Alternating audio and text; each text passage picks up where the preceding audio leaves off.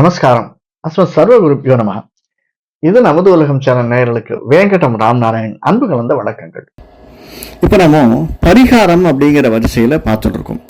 அந்த வரிசையில் முக்கியமான நம்ம பார்க்கறது என்ன அப்படின்னா, புதனுடைய திருத்தலங்கள். புதன் எதற்கு முக்கியமாக விளங்குகிறாள் அப்படின்னா, படிப்புக்கு முக்கியமாக விளங்குகிறார். ஸோ புதன் இருக்கக்கூடிய திருத்தலங்கள் படிப்பு, நமக்கு கல்வி செல்வம், அதுவும் ஒரு செல்வமாக கருதக்கூடியது. கல்வி செல்வம் நமக்கு கிடைக்கக்கூடிய வழிகளில் நாம் என்ன செய்ய வேண்டும் அப்படிங்கிறதுல, கடலூருக்கு அருகே இருக்கக்கூடிய திரு அகீந்திரபுரம் அப்படிங்கிறது ரொம்ப ஃபேமஸாக இருக்கும். கடலூரிலிருந்து வெகு அருகாமையில் இருக்கக்கூடியது. அந்த திருப்பாதிரி புலியூர் அப்படிங்கிற ரயில்வே ஸ்டேஷன்லேருந்து கிட்டத்தட்ட ஒரு 3-4 கிலோமீட்டர் இருக்கக்கூடியது. பெண்ணையாற்றினுடைய கரையிலே, கெடில நதிக்கரையிலே அமர்ந்திருக்கக்கூடிய மிக அழகானதொரு விஷ்ணு ஸ்தலமாக கருதப்படுகிறது இந்த திரு அகீந்திரபுரம். அகீந்திரம் என்றால் மலை. ஆஞ்சநேயர் இந்த ஔஷதகிரியை எடுத்துன்னு வரச்சே, ஔஷதங்களை இலங்கையிலிருந்து இமயமலைக்கு சென்று திரும்பும்போது அந்த இடத்துல கொஞ்சம் கீழே விழுந்துருத்தான் அந்த ஔஷதம். அதனால இந்த இடத்திற்கு பேரு ஔஷதகிரி, ஔஷதாச்சலம் அப்படின்னும் அழகாக வழங்கப்படுகிறது. இந்த இடத்துல ஃபேமஸ் என்னன்னா, ஹயக்ரீவனுக்கும் தேசிகனுக்கும் கோவில்கள் இருக்கு. ரொம்ப ஃபேமஸ் ஹயக்ரீவனுடைய கோவில். இந்த தேவநாதன் அப்படின்னு பெருமாள் விஷ்ணுவனுடைய அம்சமாக விளங்கக்கூடியவர். அந்த தேவநாதனுடைய திருக்கோவிலில் எதிரே ஒரு சிறிய மலை, 74 படிக்கட்டுகள் இருக்கக்கூடிய மலையாக ஔஷதகிரி என்று போற்றப்படக்கூடிய அந்த மலையின் உச்சியிலே ஹயக்ரீவன் காட்சி தருகிறார். இந்த ஹயக்ரீவன் பல ஊர்களிலிருந்து அல்ல, உலகம் முழுவதிலும் இருந்தும் இந்த இடத்திற்கு வந்து அந்த ஹயக்ரீவனை படிப்பிற்காக வணங்கி செல்வது வழக்கம். அது என்ன சார் விசேஷம் அப்படின்னா, ராமானுஜருக்கு அடுத்ததாக விஷ்ணுவை பரப்பக்கூடியவராக, விஷ்ணுவனுடைய லீலைகளை சொல்லக்கூடியவராக ஸ்ரீ வேதாந்த தேசிகர் அப்படின்னு இருந்தார். அவர் காஞ்சிபுரத்தில் இருந்தார். அவருடைய மாமா அப்புள்ளார் அப்படின்னுட்டு அவர், நீ திருவகீந்திரபுரம் சென்று ஹயக்ரீவனை வேண்டு அப்படின்னு கருட மந்திர உபதேசம் சொல்லி அனுப்புகிறார். அவர் இந்த திருவகீந்திரபுரம் வந்து இந்த மலையிலே அமர்ந்து கருட மந்திரத்தை தான் உபதேசம் பெற்றதை இங்கே சொல்லிக்கிறார்.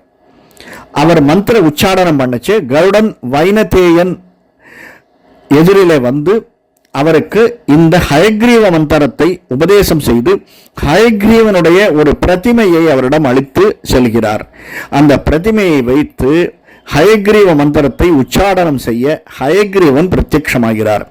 அவருக்கு வேதாந்த தேசிகனுக்கு, வேங்கடநாதன் என்று திருமலையின் மணியாக அவதரித்த வேதாந்த தேசிகனுக்கு ஹயக்ரீவன் உபதேசம் செய்கிறார். அதற்கு அப்புறமாக அவர் கிட்டத்தட்ட 128 கிரந்தங்களை இந்த உலகத்திற்கு தரார். தமிழுக்கு நிறைய கிரந்தங்கள் தமிழில் பண்ணிருக்கார், சான்ஸ்கிரிட்ல பண்ணிருக்கார், மற்றபடி. அதனால இந்த இடம் அந்த ஹயக்ரீவன் மலையாக விளங்கக்கூடியது. எல்லோருக்கும், அவருக்கு மட்டுமல்ல, இங்கு வந்து அவரை சேவிக்கக்கூடிய அனைவருக்கும் இந்த ஹயக்ரீவன் அருள் பாலிப்பவராக விளங்குகிறார். நம்ம போச்சு என்ன சார் பண்ணணும்? 2 விஷயம். ஒன்று, படிகளில் ஏறி சென்று ஹயக்ரீவனை தரிசிக்கும் போது ஹயக்ரீவனுக்கு பக்கத்திலேயே வைனதேயன் கருடன் அமர்ந்திருக்கிறார். அது ஒரு பெரிய விசேஷம். எல்லா விஷ்ணு கோயிலையும் பார்த்தீங்கன்னா பெருமாளுக்கு எதிரில் தான், சன்னதியில் தான் கருடன் இருப்பார். இங்கே கருடன் பக்கத்திலேயே அமர்ந்திருக்கார் ஹயக்ரீவனுக்கு. நாம் வாயின் போகச்சே ஏலக்காய் இருக்கு இல்லையா, அந்த ஏலக்காய் மாலையை வீட்டிலிருந்தே வாயின் போனால் நல்லது, அல்லது அங்கே கிடைச்சாலும் வாங்கி சாத்தலாம். ஏலக்காய் மாலை அவருக்கு சாத்துவது, அல்லது துளசி மணி மாலை, துளசி மணி மாலை அவருக்கு சாற்றுவது, சாற்றி வழிபட்டு வணங்கி வருதல். நம்ம போச்சே ஒரு பென்சிலோ பேனாவோ கையோடு எடுத்துன்னு போய் நம்ம கொடுத்தோம்னா அந்த அங்கே இருக்கக்கூடிய பட்டர் அதை பெருமாளுடைய திருவடிகளை வச்சு நமக்கு எடுத்தவர். அது ஒரு ஐதீகமாக வழங்கப்படுகிறது. அதை நாம் வைத்துக் கொண்டோமானால் நல்லது நடக்கும் அப்படிங்கிற ஒரு ஐதீகம். மனிதனுடைய வாழ்க்கையே நம்பிக்கையில தான் சார் இருக்கு. எல்லாமே நம்பிக்கையில தான் ஓடுறது. அந்த நம்பிக்கையில் இது ஒன்று பரிபூர்ணமாக நம்பக்கூடியது. ஏன்னா மெட்ராஸுக்கு அருகாமையில் இருக்கக்கூடிய இன்னொரு ஸ்தலத்தையும் நம்ம பார்க்க போறோம். அந்த ஸ்தலமும் செட்டி புண்ணியம் என்று அழைக்கக்கூடிய ஸ்தலம், அதுவும் ஹயக்கிரீவன் அருள் பாலிக்கக்கூடிய ஸ்தலம். இருந்தாலும் இந்த இடத்தில் உயர்வு மிக மிக அதிகமாக கொள்ளப்படுகிறது.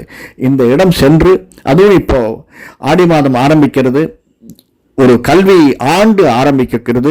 கல்வி ஆண்டு ஆரம்பிக்கப்படும் அப்படிங்கிறதுனால மட்டுமில்லை, எல்லா சந்தர்ப்பங்களிலும் நாம் சென்று இந்த ஹயக்கிரீவனை வணங்கி வழிபட்டு, கீழே இருக்கக்கூடிய தேவநாதனை வணங்கி வழிபட்டு வந்தோமையானால் நிச்சயமாக கல்வி செல்வம் மட்டுமல்ல, அனைத்து செல்வங்களும் நாம் நினைத்தபடி நமக்கு கிடைக்கும் என்பதில் சிறிதும் சந்தேகமில்லை. நன்றி, வணக்கம். ஆனால் உங்களுக்கு பிடிச்சிருந்ததுன்னா மறக்காம லைக் பண்ணுங்க. இதுல சப்ஸ்கிரைப் பண்ணலன்னா சப்ஸ்கிரைப் பண்ணிக்கோங்க. அடுத்தவங்களுக்கு ஷேர் பண்ணுங்க. என்ன தோன்றதோ அதை கமெண்ட்ல பண்ணுங்க. வரக்கூடிய காணொளிகள்ல நான் சொல்றேன். வேற ஒரு காணொளி சந்திப்போம். நன்றி, வணக்கம்.